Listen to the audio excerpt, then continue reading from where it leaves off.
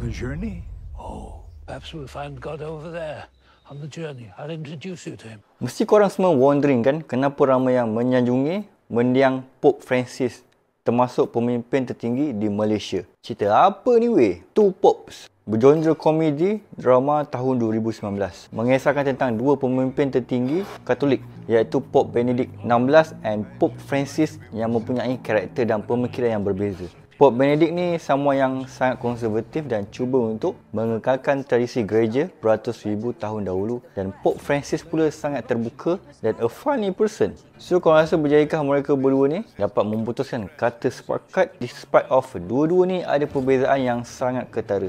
Iaitu korang kena tengok sendiri, okay? Honestly, before this, aku tak ambil pot sangat tentang Pope, dia punya pilihan raya dan hierarki dalam gereja Kristian Katolik ni. But ada layan movie macam Angel and Demon lakonan Tom Hanks, so the idea tu adalah sikit. But since kematian Pope Francis pada 21 April yang lepas, media di dunia banyak fokus tentang sosok pemimpin tertinggi agama ini. And aku mula start buat research why he's so special, sampai ramai pemimpin di Malaysia termasuk yang beragama Islam memberi ucapan hormat takziah sempena kematian beliau.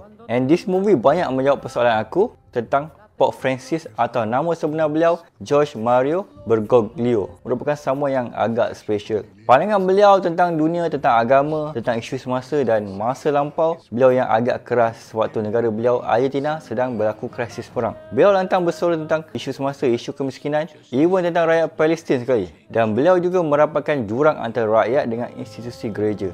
Sewaktu menjadi Pope, beliau banyak melakukan perubahan dan revolusi, tidak hanya duduk di Vatican City, malah beliau banyak terbang ke negara miskin di dunia.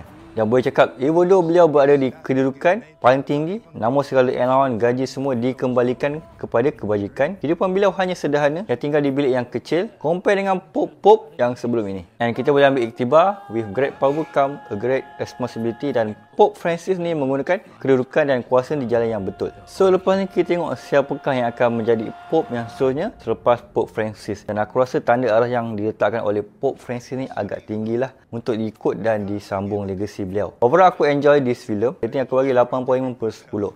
So apa komen anda? Aku Syah Rubio. Bye.